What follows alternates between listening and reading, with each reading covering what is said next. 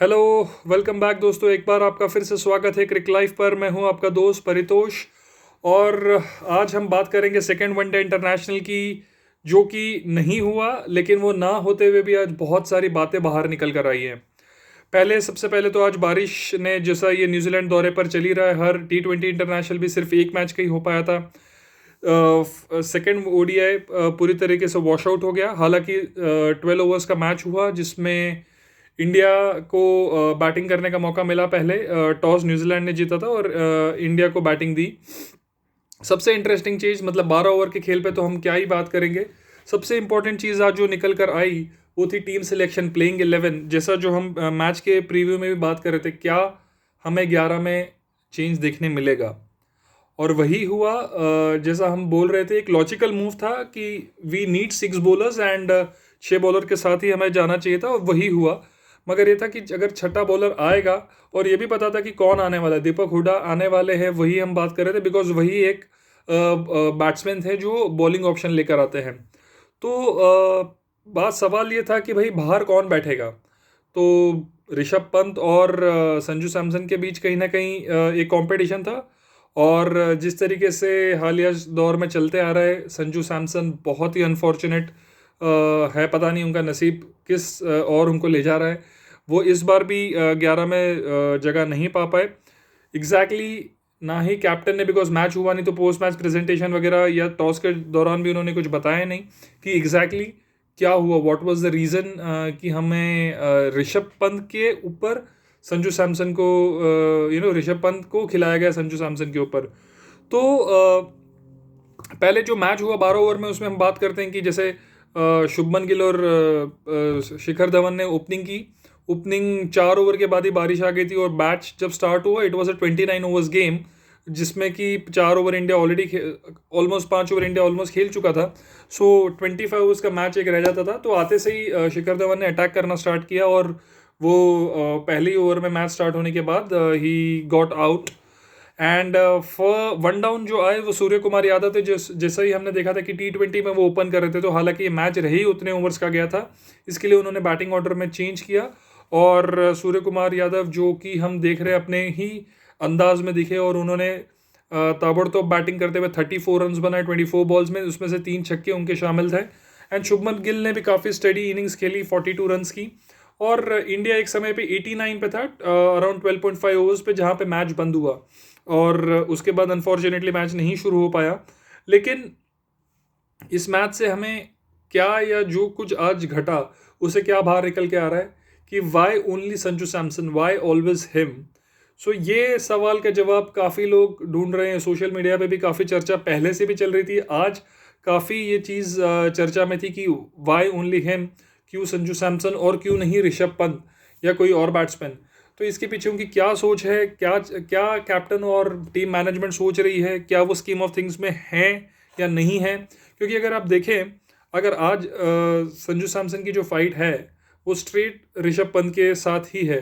Because Sanju Samson का जो एक एडवांटेज है, वो कोई भी पोजीशन पे खेल सकते हैं, be it at the top order, middle order या लोअर मिडल ऑर्डर। जो आज अभी अभी के समय में उनको एक रोल दिया गया है, जिसपे वो नंबर 6 पे आते हैं, 4 डाउन आते हैं। तो एंड इंडिया कहीं ना कहीं ये देख रहा है कि उनको बॉलिंग ऑप्शन एक हमेशा चाहिए। क्योंकि T20 में भी हमने देखा, जब अब न्यूजीलैंड की सीरीज हुई, तो हार्दिक पांड्या ने क्लियर किया कि we have to develop those players जो दोनों स्किल्स के साथ आ सके। क्योंकि अगर हम फास्ट बॉलिंग में देखें तो Shardul Thakur, Deepak Chahar, they are very handy with the bat. और वॉशिंगटन सुंदर जो इस स्क्वाड में है और पहले वनडे में भी खेले थे, हमने देखा उन्होंने बॉलिंग में भी अच्छा किया, बैटिंग में भी अच्छा किया। तो कहीं ना कहीं टीम को एक इसका एडवांटेज होता है। और हमने सारी टीम्स में देखा है, be it Australia, be it South Africa, और स्पेशली इंग्लैंड में अगर हम देखें, उनकी इतनी बैटिंग डेप्थ है और उनके पास इतने बॉलिंग ऑप्शंस है, तो इसका कॉम्बिनेशन का काफ़ी फ़र्क पड़ता है टीम के कॉम्पोजिशन पे। तो उसी के चलते अगर हम देखें, आज के डेट में श्रेयस अय्यर थे, सूर्य कुमार यादव थे, जो बॉलिंग नहीं डाल सकते हैं। क्योंकि अगर आपको एक बैट्समैन को बाहर निकालना है ये कह के कि वो बॉलिंग नहीं देते हैं, तो उनका कंपटीशन कहीं ना कहीं वही उनके साथ ही हो जाता है। तो सूर्य कुमार यादव, ये जो 11 में पहले फर्स्ट मैच में भी खेले और आज भी खेले, श्रेयस अय्यर, सूर्य कुमार यादव और ऋषभ पंत। क्योंकि शिखर धवन और शुभमन गिल ओपन है, तो ना ही ऋषभ पंत ओपन करेंगे, ना ही संजू सैमसन को एज अ ओपनर देखा जा रहा है। तो स्ट्रेट फॉरवर्ड वहाँ पे तो जगह बनती नहीं थी। और सूर्य कुमार यादव, मुझे ऐसा लगता है जिस आज के टाइम में जिस फॉर्म में है वो, उन्हें कहीं ना कहीं तीनों फॉर्मेट खेलने चाहिए। So he was also straight away in. Shreyas Iyer का एक ऑसम रिकॉर्ड रहा है वनडे इंटरनेशनल में लास्ट फ्यू सीरीज में, तो वो स्ट्रेट अवे वो भी, उनका भी कहीं ना कहीं पोजीशन इतनी डिस्प्यूट पे नहीं आती है। तो बचता है सिर्फ एक ऑप्शन कि ऋषभ पंत। अब ऋषभ पंत का जैसा है कि कुछ लोग कह रहे हैं कि वनडे इंटरनेशनल में अच्छा खेल रहे हैं, लेकिन T20 के फॉर्म के बेसिस पे उनको वनडे में जज नहीं करना चाहिए। लेकिन हमने पहले वनडे में भी देखा, जब दोनों साथ में एक ही टीम में खेल रहे थे, संजू सैमसन ने जिस तरीके से पारी के लिए, हालांकि वो लंबी इनिंग्स हो सकती थी, वो फिनिश और अच्छा कर सकते थे, बट बहुत ही क्रूशियल उन्होंने 94 रन्स की पार्टनरशिप खेली। और उसी दौरान जब ऋषभ पंत को उससे अच्छा मौका मिला था, वो उसे मौके को उसका फ़ायदा नहीं उठा पाए, और and he was completely clueless लग रहे थे जब वो बैट घुमा रहे थे, चला रहे थे, ना उनके बैट चल रहा है ना पाँव चल रहे हैं, तो वो कहीं पे भी नहीं लगे नियर टच में।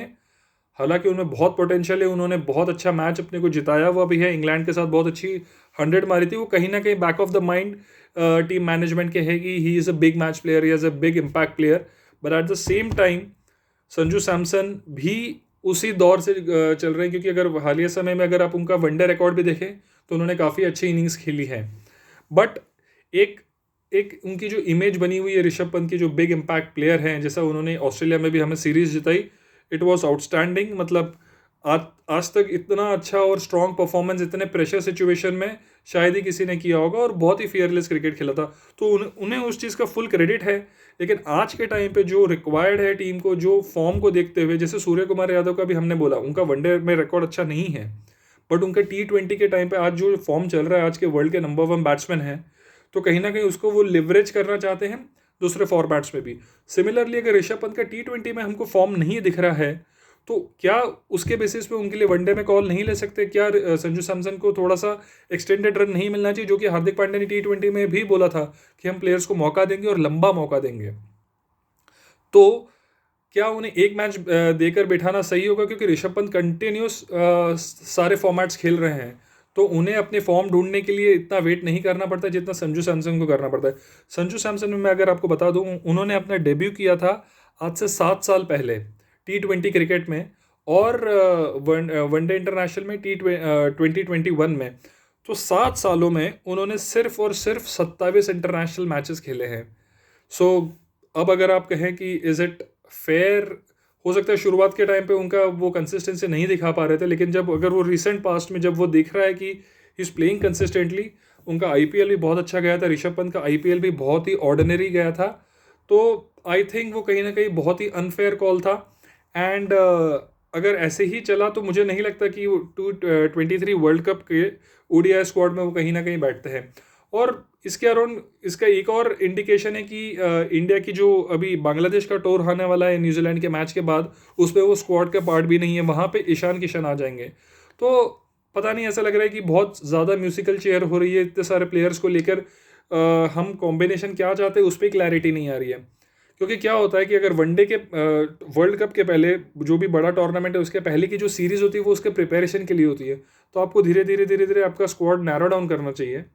हालांकि यहाँ हो क्या रहा है कि हर हर सीरीज में कंप्लीट सेट ऑफ प्लेयर्स पूरे ही बदल जाते हैं, तो हमें हमारे कॉम्बिनेशन के जवाब ढूंढने की वजह हम और सवाल क्रिएट कर रहे हैं। तो पता नहीं, जो हमने लास्ट 2 वर्ल्ड कप में भी देखा, T20, 21 वर्ल्ड कप में, 22 वर्ल्ड कप में, सेम चीज़ें हम दोहराने, ऐसा लग रहा है उसी के इंडिकेशंस लग रहे हैं कि हम वापस उसी की ओर जा रहे हैं।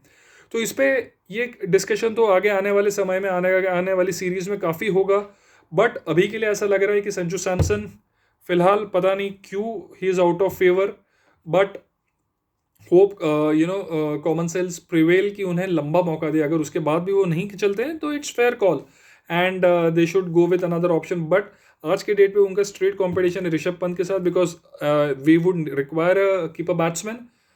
एक थॉट ये भी है कि शायद KL राहुल जब वापसी करेंगे टॉप ऑर्डर में, तो वो नहीं खेल रहे वनडे इंटरनेशनल में, नंबर 4 पे खेलते, तो हो सकता है थर्ड कीपिंग ऑप्शन वो भी हो सकते हैं। बट बांग्लादेश में उन्होंने और एक कन्फ्यूजन डाल दिया, Ishan Kishan is part of the squad, जो कि मुझे नहीं लगता वनडे इंटरनेशनल में ही इज़ बीइंग लुक इनटू।